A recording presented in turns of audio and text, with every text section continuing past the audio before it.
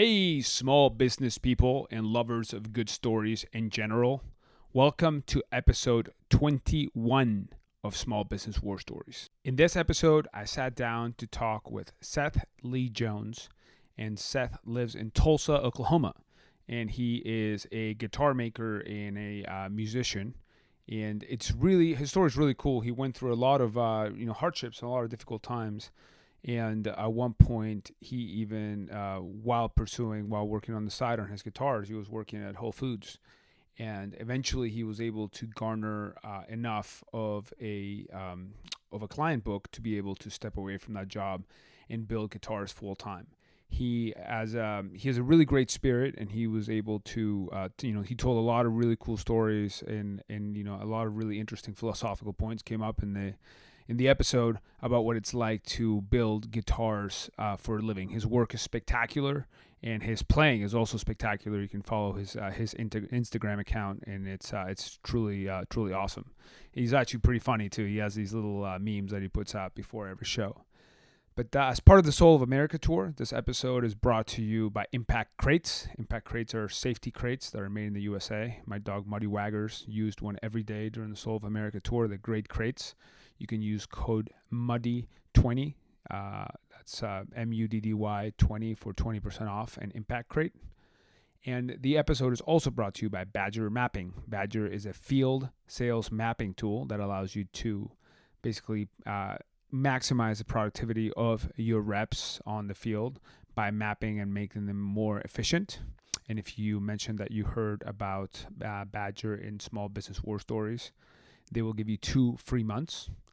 And their Soul of America tour is also sponsored by Tecovas Boots. If you're tired of paying $700 for handcrafted boots, Tecovas takes out the middleman. They basically they don't sell through retailers. They only sell direct, and they pass the savings on to you. And their boots are awesome. I've worn them for the Soul of America tour. I wear them every day. I wore them every day for that. I wear them often now, and they're great boots. Get lots of compliments. And last but not least, the episode is also brought to you by Proven. Proven is a company I started, and with my business partner, Sean, we are a leading small business hiring tool. We make small business hiring easy. You don't have to go around posting to all the job boards yourself. You post to Proven, and we have agreements, over 100 job boards. Your job will reach far and wide. And then you can use your phone, use your computer to be able to hire and to collaborate with your team. I'm very biased because I started the company, but it works really well. We use it ourselves when we need to hire. And check it out, proven.com, and there's a free trial. Without further ado, I do want to get into the episode. This is episode Lucky 21 with Seth Lee Jones in Tulsa, Oklahoma, an awesome guitar maker and musician.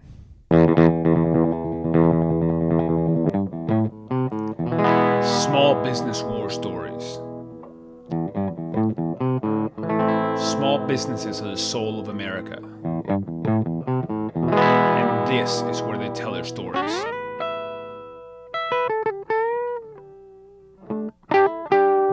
I am your host, Pablo Fuentes.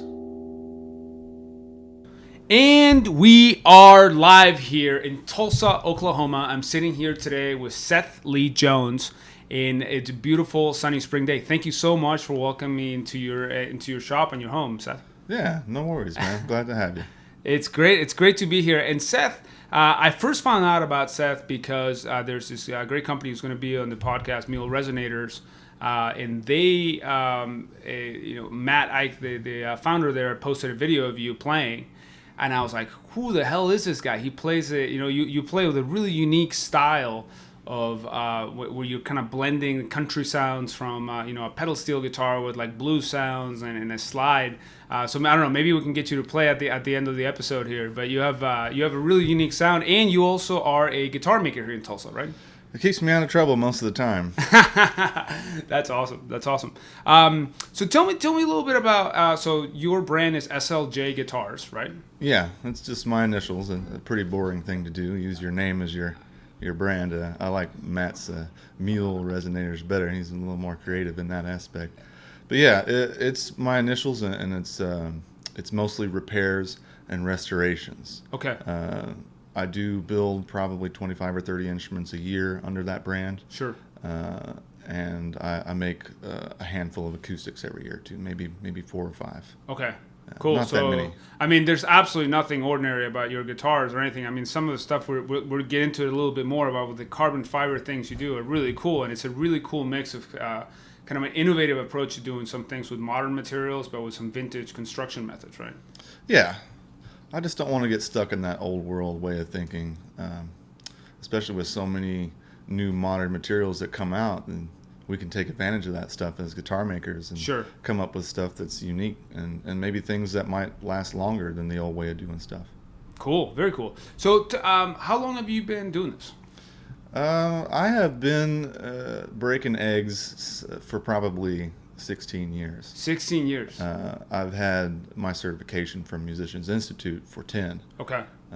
But it's always been just a lifetime of passion for making instruments. I always wanted to make a lap steel first, and I did that, and then made some cigar box guitars, and then, I'm trying to make a real guitar, When you first get started at it, it's breaking eggs. You gotta mess some stuff up, and you gotta make some mistakes, and fortunately I've gotten past that. I think if you've been doing it as long as I have, and you're not any good at it, it's time to quit. So I've gotten to where I think I've hit my stride, and I'm really starting to make some nice stuff. That's an understatement. Last, I mean, some of the stuff you 6 or 8 showed me years. here is pretty incredible. That's really cool. So what inspired you? I mean, you're also a musician, right? So you're how do you think about the combination of being a musician and a guitar maker? And what are you, a guitar maker first and a musician second, or the other way around? No, I've been playing music since I was 8. My folks got me into playing piano, took lessons, and then I got a guitar when I was 12. Okay. But that was the stepping stone to wanting to make a guitar. Okay. Was my first job was working for a furniture maker. Yeah. It was like a summer job, not necessarily an apprenticeship, but just a summer job helping this guy who made really, really high-end furniture. Okay. And he got to talking about how much I liked playing guitar, and how those were actually made of wood, and we could probably make one. So lo and behold, we did try to make one, and it came out pretty bad. But Do you still that have was that the one? starting point. No. So yeah, I made my first electric body when I was 15, and I still have, and I'm remaking it right now to try to fix all the things that I did wrong when I was 15. Perfect. Yeah. But it came out of a love for the instrument and wanting to know more about it and be able to play it, and then make my own that had characteristics of my style. Sure. Yeah, and you have some really interesting things because you make these guitars that are often shaped like a Telecaster, but they have a flat fretboard, which means you can play them with a slide. So that's pretty different. I've never seen that before. Yeah, it's almost like stealing some of the attributes of a dobro. You get the flat fingerboard kind of thing, and it's similar to a lap steel in some respects. Okay. So. Oh, there we go. We got the blues coming in. Yeah. Awesome. How you doing? So yeah, we have one of Seth's friends coming through, playing some blues on her purse, which is awesome. That's we didn't plan that, and we don't edit, so that's going to be on the episode. Yeah. Awesome. So tell me more about you're involved with a guitars at class and how to it teaches people how to make guitars at Tulsa Wood Arts. What inspired you to do that? How did you get into it? I was actually contacted by the director of that program. Okay. Because they wanted someone to show someone how to do it by hand. There's a couple other guys in town that make guitars, but they do them with CNC machines. Sure. There's nothing wrong with doing it, but this is a wood arts. We're talking about wood arts here, not CNC arts. Sure. He wanted to have a person in there that taught a class that was an analog, at-home way of making your own guitar. And that's what we do up there. We use primarily plunge routers, handheld plunge routers. Sure thing. And hand tools. For the body cavities. Yeah. Yeah. And we use old school templates and hand tools to do all the cuts. And it's I have designed that program so that someone might be able to take that class and go home and do it again in their garage. Got it. See, when I went to school at Musicians Institute, they showed us how to do everything on these big, massive pin routers with 3-phase power. And we had to have a Bridgeport milling machine with this really special attachment to slot the fingerboards.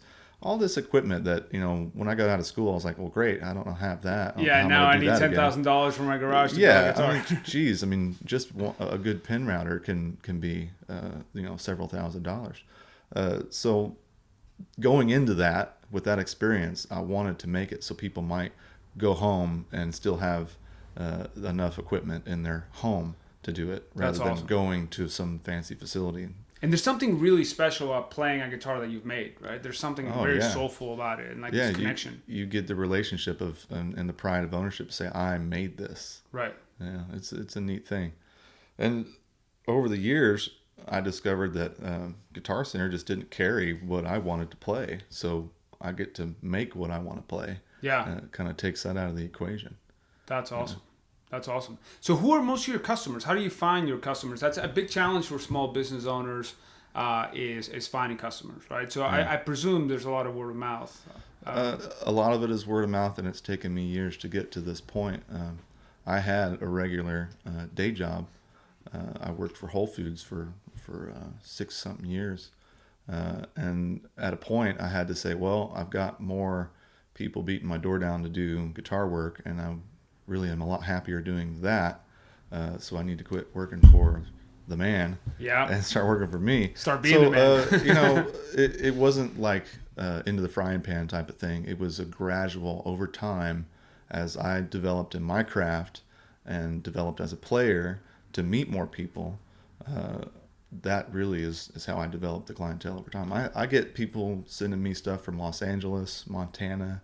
The farthest one I've had sent to me was from a USO base in Afghanistan. Wow. And it was all through word of mouth, Facebook, that was a repair, Instagram. You mean? Yeah, it was a headstock repair. He saw a headstock repair that I did, and he sent that out. And it was interesting sending it back because it was just a big long number, and it only cost $100. And this thing's going other side of the planet. Exactly. So they didn't tell you exactly where it was going, but you don't really want to know. Yeah. I don't really want to know. No. Just glad it made it back. It sounds good. Well, you got a confirmation that it got there. Yes, that's absolutely. important. Awesome. It made it. After that, it's just a good story. Yeah. Can't see it from my house. That's awesome. Yeah. That's awesome. So what are the most common repairs that you see? So, and what percentage would you say of your business is making new guitars versus repairing them? I would say probably 75% of my business is repair. Okay.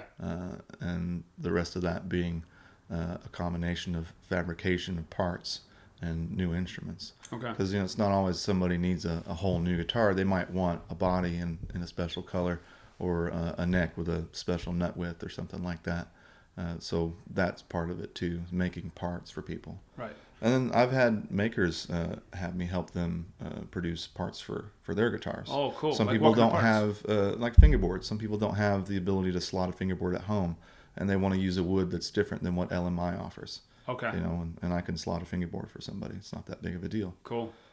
So there's that. But I have an interesting position that I'm in right now where I can repair guitars, play music locally, make new guitars, teach people to make guitars, and I cobble together an income that's sustainable out of that. But the beauty of that too is that those things are not really unrelated. So they feed each other, right? I'm sure you meet people out playing that end up buying one of your guitars. Right, and just in the same breath, I meet people who take my class that would have never come to a bar that I play at. Right. You know what I mean? Like I get doctors and lawyers, and right now we've got a nurse practitioner, and she's doing really good. And I've had young kids, 16, 17, take the class. Yeah. People who would never hear about me as a musician because the demographic is wrong, hear about me through that class, and vice versa. People who would never hear about Tulsa Wood Arts because they're hanging out at the Colony, hear about it because I'll talk about it because my bass player made his bass in my program. So that's a good plug. It's like, hey, you see that bass right there? And I make a point every week to say, Bo Halford, he made that bass he's playing in my class. Cool. And you have a week, so we're going tonight. I'm gonna go watch you at the Colony is the name of the place that you play at? Every Tuesday, right? Every Tuesday at the Colony. Okay, every Tuesday. If you want to hear Seth Lee Jones' sweet hot licks that he plays in this crazy slide and pedal steel style, you can do that on Tuesdays. Where else do you play? Do you ever tour or not? No. I play at a place called the Q Spot in Enid every now and then. Okay. I've got some little spotty gigs here and there through Tahlequah and the Mercury here in Tulsa. Playing for me is product testing. Okay. You know what I mean? I love doing it, but it makes me a little bit of money, tens of dollars. I really do it because I love it and I want to try the stuff that I make and show the people that come out get to see what it is I make. It more or less playing for me is extracurricular activity. Sure. So the real business is what you do here with the shop. Right. I don't want to put all my eggs in one basket type of thing too. But it's picking up. We've been getting more and more spots as we go along. I've only been doing that for about 4 months with my own outfit. Come to Austin, man. Yeah, there we go. Yeah, you should come. Travis Linville came down. He's a I know musician Travis. here. Yeah, I met him in L.A. playing at the Troubadour, and then I've seen him a couple times at Saxon Pub. Man, he's got a weekly at the Mercury here in town. It's I think it's what day? Wednesdays. Wednesday, yeah. I'm gonna be in it. I'm moving on. I'm one day per city. So yeah, Travis is awesome. I really like him. I go down on Wednesdays watching. Yeah, he's the one that taught me, without getting too far off topic, about how to when I play my acoustic guitar through a tube amp on stage, and then so it kind of still sounds like an acoustic guitar, but it's got a little bit of breakup. He does hit him up about that. Yeah, so he's got a Nanomag pickup. And then he runs it through a tube amp, and then mics that. So he never runs to the PA. I have to ask him about it. Yeah. Send him a text about that. There you go. He's the one that taught me about it. I have a slightly different pickup than he does, but in any case, let's getting back to. So we're talking about. You brought up CNC machines. So in the era of CNC machines and in the era of internet, musical instrument stores. What does it take for a small guitar maker to succeed? What have you seen as important? You have to set yourself apart in some way, whether that's the flair that you put on your instruments and the way that they're decorated and painted, or alternative materials. There's a whole myriad of different directions you can go with that, but you just have to put yourself apart from what's out there. There's the old saying, you can't see the forest for the trees. There's so many makers out there, especially with the advent of CNC and laser cut stuff. Anybody, that technology is accessible to anybody. You can get a CNC machine for less than $1,000 now. Wow. It may not be a very good one, but you can put together a home unit and start cranking out parts, and it's doable. You just have to find a way that makes you different than them. Okay. And the thing about the CNC machine too is that it's only as good as the operator. And it's also only as good as the guy writing the CAD file. So I've seen instruments that were made on CNC machines that had sloppiness about them. So just because it's made on a CNC doesn't mean it's perfect. Right. It has to be designed properly by somebody who really has their numbers right. And then the operator, the guy running the machine, you can screw things up in just being an operator. Yeah. Wow. So you think the big thing that I'm hearing is that having a different product from other people. Yeah, you got to have something and some kind of a brand, a thing. Yeah, something your thing, exactly, the shtick. Yeah. Yeah. How would you characterize your shtick? What I do is I try to follow some of the vintage guidelines, like the shapes and the tradition of that, but I want to add modern attributes, not necessarily preamps or anything like that, but using the new materials like carbon fiber, using different adhesives other than hide glue, because I just can't be fooled into thinking that the greatest advent of adhesives happened in 1920. Even before that. I mean, they've been using fish glues and hide glues for hundreds of years, and it's like maybe even thousands of years. Right. I just don't want to subscribe to the old world thinking in so much that it pigeonholes what I do. That makes sense. I don't want to let my material dictate how I'm going to make the instrument either. Right. Because one of the cool things you do is you take these beautiful. So there's, for maybe our listeners who don't know, there was a company called Harmony in Chicago that made these birch guitars that were basically catalog guitars for Sears. Oh yeah. But a lot of people ended up putting under their bed or throwing them away. And there's still some beautiful examples that have survived. And what you do is you kind of rehabilitate these guitars with modern materials, right? So what do you do with that? Well, those instruments, they were never really guitars. They looked like guitars. Okay. But they were intended to fall apart after a few years because they wanted you to buy another one. You know what I mean? Like, those things cost $12, $13, some of them, and they wanted you to play it for a season or two and go, wow, this thing really sucks. I want another one. Yeah. So when you find those things nowadays, a lot of times they need a neck set. Yeah. Sometimes the fingerboard's coming off them. They got cracks in them. You can get them for a song. You can get it for nothing. Yeah. So what I've been doing is the bodies and the overall form of the instrument is still good, and it's very classic the way they look. And the wood is old. It may not be the best wood, but it's old and it's dry. So what I've done is taken those and removed the fingerboard, put carbon fiber in the neck, and either replace the fingerboard or reuse it if it's good Brazilian, because they were using Brazilian for like door stops and everything back then. Some of those old harmonies have beautiful Brazilian boards. Some of our listeners may not know, you mean Brazilian rosewood, right? Yeah, which is now banned. Oh yeah, it's banned from use, and anything that you can get nowadays is what they call reclamation wood. It's got like wormholes and stuff in it. You wouldn't want to make a fingerboard out of that shit anyway. Right. So that old Brazilian, if it's got one, is really superior wood. Interesting. And some of those had spruce tops and birch back and sides, but some L5s had that kind of business going on too. Just depends on the era. Which the Gibson birch, L5, which is a much more expensive guitar. Yeah, exactly. So if you take those old harmonies and stiffen up the necks, because most of the time the necks are not reinforced well enough to keep them from bowing up. Okay. And a lot of times they're made out of really crappy wood, like alder or poplar or something like that. Right. A little bit soft to be making a neck with no rod. Sure. And then because they don't have truss rods, or some of them have non-adjustable truss rods. And then the reinforced steel bar that Harmony touted so much, they routed this loose channel and they stuck this thing in there, and it's just the neck moves around this loose channel with a steel bar in it, and it didn't really help it a whole lot. Yeah. Anyway, I pull the braces out of the inside and I replace them with carbon fiber laminate braces. So it's a layer of carbon that's 30 thousandths or so with 2 layers of either redwood or whatever spruce conifer variety I have around. I'll make a sandwich out of that and make my 2 braces out of that. So I can make the braces then much shorter and a little bit narrower because it has the strength of that carbon in there. Wow. So you have people send you these and you do it for them? Yeah. Or? Yeah. Oh, awesome. So if anybody in our audience has one of these older Harmony guitars, you can dress them up and make them look real pretty. I got that one on Instagram. It's all red. It didn't have any binding on originally. I put fancy binding and did all that stuff. It's a real pretty instrument. That's wild. Maybe I'll have to talk. I have a 64 that I did some things to, but not nearly as fancy as what you do.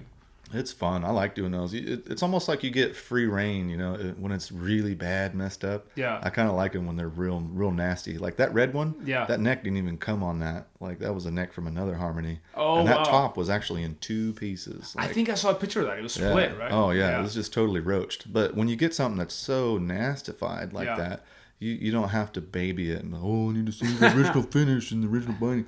No, you just rip all that shit off there and start over. You basically use it as like a shell or like a kit. Yeah, like a kit. You take that old crappy Harmony and you just build it up again. That's cool. Yeah. That's got to be rewarding to have. If it's got a spruce top, some of that spruce, that Adirondack stuff, it's just hard to come by nowadays. Right. So it's like that. A guitar that has that top today would cost $3,000-$4,000. Sure, and maybe that Harmony is not that nice, but you can make it nice. Right. Cool. Well, I'm sure that playing and interacting with people in the music community, you must come across some really wacky stuff. Mm-hmm. So what are some of the oddest, wackiest things you've ever come across in this business, whether as a player or as a builder? Oh, man. We have a local artist, a friend of mine named Chris Mantle. Okay. And he does some really fantastic work here in town. His paintings are amazing. He's got his own gallery up on 15th and everything. Okay. But he also shows up to open mic nights with a guitar that he has customized, and he glued rabbit fur all over this acoustic guitar. Jesus. And I've had to work on that a few times, and it has a smell, that guitar. It smells like a dead animal. Yes. Yeah, it's pretty wild. I don't know. I've seen stuff where people use like house wiring, like Romex and stuff when they're wiring pickups. And, wow. Like big metal screws and stuff that shouldn't be there on Strats. And that's amazing.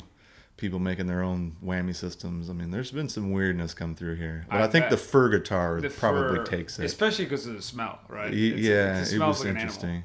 I had one dude came in, he had added all these extra little pieces of like, it looked like clothes or wire clips or something. He had added all these things on the fingerboard to get microtones. And it was kind of cool. He had it figured out. It was interesting. Microtones Yeah, between like the frets? yeah, like he was playing all this microtonal stuff. It was a trip. But man, it was sloppy looking. He glued all this shit all over the fingerboard, and it was weird. But he could play it. Wow. Yeah. Microtonal guitar playing. That's a first one. It was weird. He had some, it was kind of an Eastern thing that he was doing. It was really trippy. Right, because with the sitar you play actually different intervals, I think. Yeah. Okay, that makes sense. Yeah, he had this 7-string with all these extra frets on it. It was strange. But it wasn't like a professionally made fingerboard. It was like he glued all this weird shit to it. Yeah. Hey, whatever. if he likes the sound, you know. Yeah. So I'm sure that in all the time that you've been running your shop and your business, there must have been times when things just went sideways and there's like, you know, shit just got fucked up. Oh yeah. What did you do? What happened and how did you react? What did you do? Well, when I first came back to Tulsa, I started a shop with a fella and ended up not going so well. After I left that business, really lost my ass on that.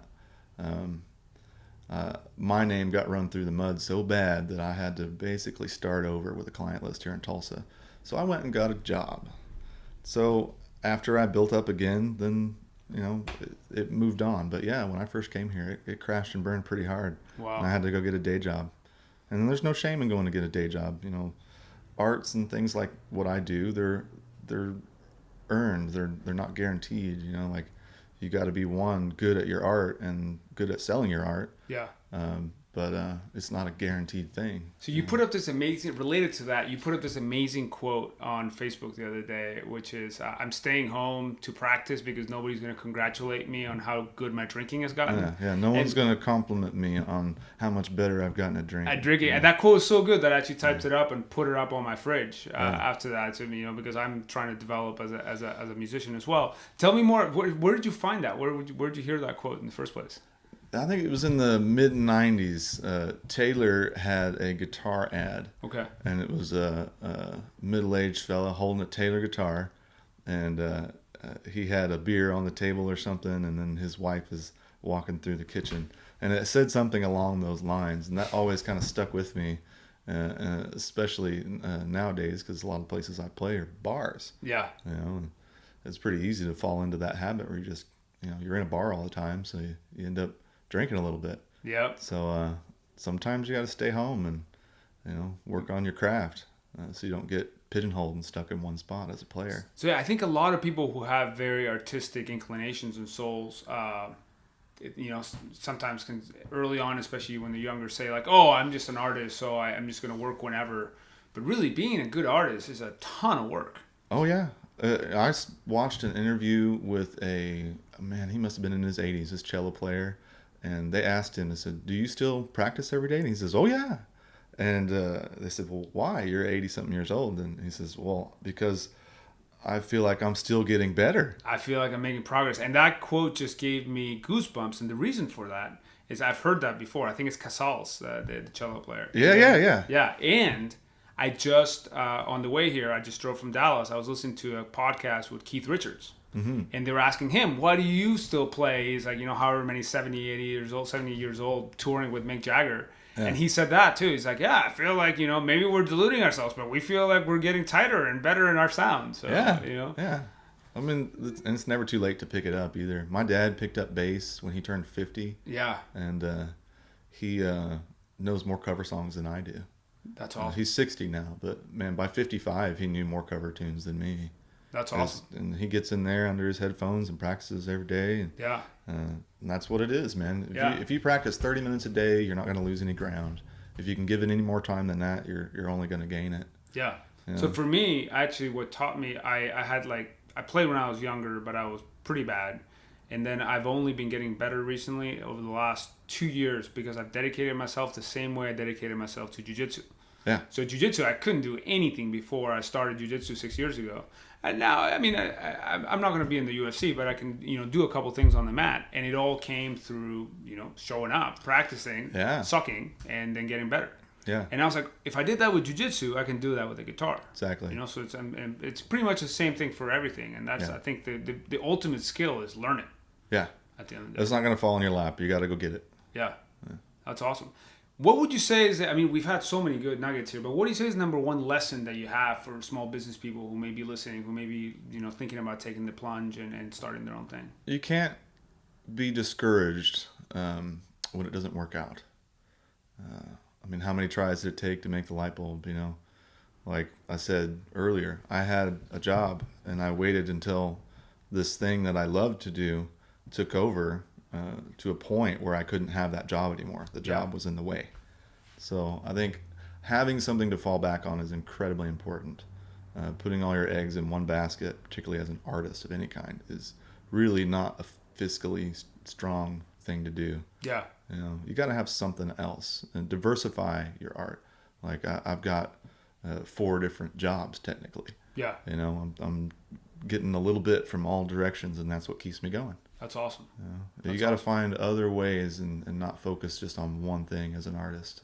Spread yourself out a little bit, but also having something to fall back on. Like if you've got a job, then keep it until it takes over that job. But I think it's especially helpful when those things that you spread yourself out across are interrelated in some way, right? Oh yeah, they all. So if you're gonna do gardening and guitar making and dedicate yourself fully to both of those, that might not work. No, yeah. Okay, cool. So along those lines, where do you see this going in the next 10 years? I mean, you have an amazing location here, a beautiful house, beautiful shop. Where do you see yourself going and growing as an artist? Well, I would like to make about 6 acoustics a year and spend the rest of the time picking guitars and drinking Coronas. Sounds good to me. Yeah. I think a lot of people, I get this a lot. They're like, man, you're going to be the next Leo Fender? You're going to get you a CNC machine, make 50 guitars a month? No, I worked for companies that did that. Yeah. And one in particular, the guy was miserable because he lost his art in the pursuit of a job. I think what people miss so wholeheartedly is that the definition of making it to somebody is purely that person's definition. You have to define it. You get to define your own success. So to me, I've already made it. I play 3 or 4 nights a week. I generally will make $60 to $100 a gig, and I get to make guitars, teach people to make guitars, fix guitars. Yeah. Live in this beautiful house, and I got no complaints. If I went up from here, great. If I don't, I'm fine. I made it. I'm doing my art for a living.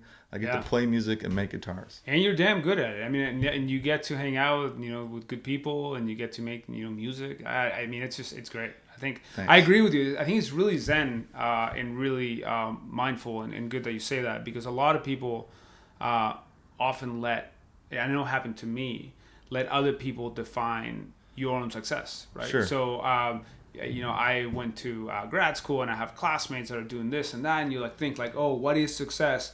But ultimately, for me, success was, moving to Austin, playing music, and then be able to talk to interesting people like you and travel around. And that, to me, it's different from what somebody else may consider success. Right. But it feels pretty damn good. Yeah. And pausing sometimes to reflect on that is something that, there's always this wanting more things. So appreciating that can be. Yeah. I mean, happiness is not some linear number that you measure by the figures that you make. Just because you make 6 figures doesn't mean you're 6 times happier than me. Right. You know what I mean? And there's also that power of that narrative in your head, right? If you define yourself as fulfilled, guess what? You're going to be fulfilled, as opposed to let other people, put that yardstick out there. Absolutely. With cars or boats or other things that they can't enjoy. Exactly. That's awesome. I know people with boats. I can just call them and go sit on their boat. Exactly. I don't got to worry about it. Exactly. That famous saying, right? The two happiest days in a boat owner's life. Uh-huh. The day that he buys it and the day that he sells it. Yeah. Cool. Awesome. Is there anything else that you want our audience to know about your business? Where can people find you? What are your websites and social media handles? I think the easiest place to find me is Instagram. Okay. I found the website to be a bit lacking in traffic, so I get more business out of Instagram and Facebook. Okay. But we'll set you up with a website. You're going to get more traffic. So do you have a website? Or no, I don't. Well, Okay, we'll figure that out. But you have Facebook, Seth Lee Jones, and then Seth Lee Jones Instagram, on SLJ Instagram. Guitars. Yeah. SLJ Guitars. Yeah. Awesome. Well, thank you so much for taking the time to sit down while I travel across the country with Muddy Waggers, and thank you for hosting me here. Yeah, thanks for having me. All right, Seth. Thank you for listening to Small Business War Stories. If you enjoy the show, share it with a friend, or you can subscribe on iTunes, Stitcher, or on our blog at blog.proven.com. If you have an idea for us, we'd love to hear it. Please email us at podcast@proven.com. See you next time.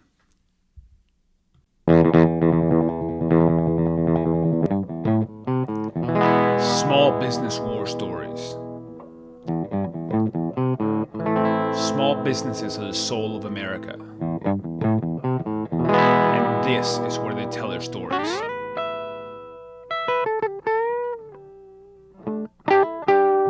I am your host, Pablo Fuentes.